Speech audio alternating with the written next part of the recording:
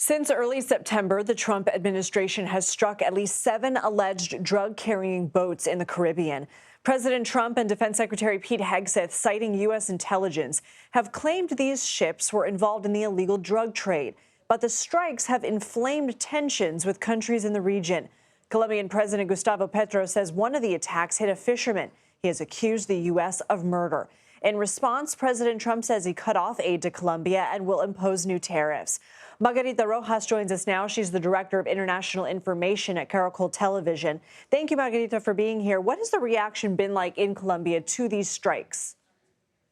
Hi, Lindsay. Well, the first reaction is concern. On the one hand, there is a fear that military pressure of the offensive against drug trafficking, until now direct at Venezuela, will move to Colombia and escalate to eventual ground operations or to the announced CIA-covered operations, even more considering that President Trump recently accused President Petro of being a drug trafficking leader, an unprecedented level in the confrontation between the two heads of state. On the other hand, many Colombians fear that the political tensions between Presidents Trump and Petro will turn into tariffs on our products and economic sanctions that affect exports and therefore jobs. That's why business leaders and politicians with friends in the US have initiated a kind of private diplomacy to try to contain the effects. Of course, there is also a sector of the country where the reaction is one of indignation and rejection of the United States government, but I would say the main reaction is concern. What was the relationship like between President Trump and President Petro before these recent strikes?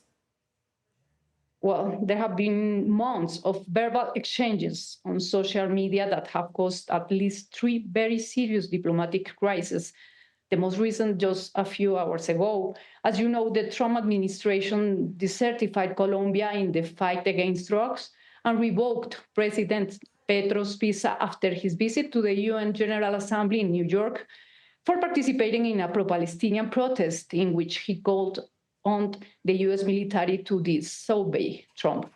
And now, following the attacks in the Caribbean Sea, which have involved Colombians, and which President Petro has rejected, things are perhaps at their most delicate point.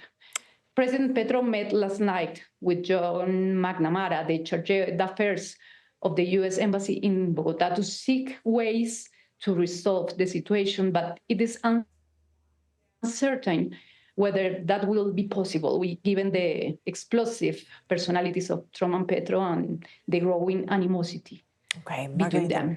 Margarita Rojas, thank you.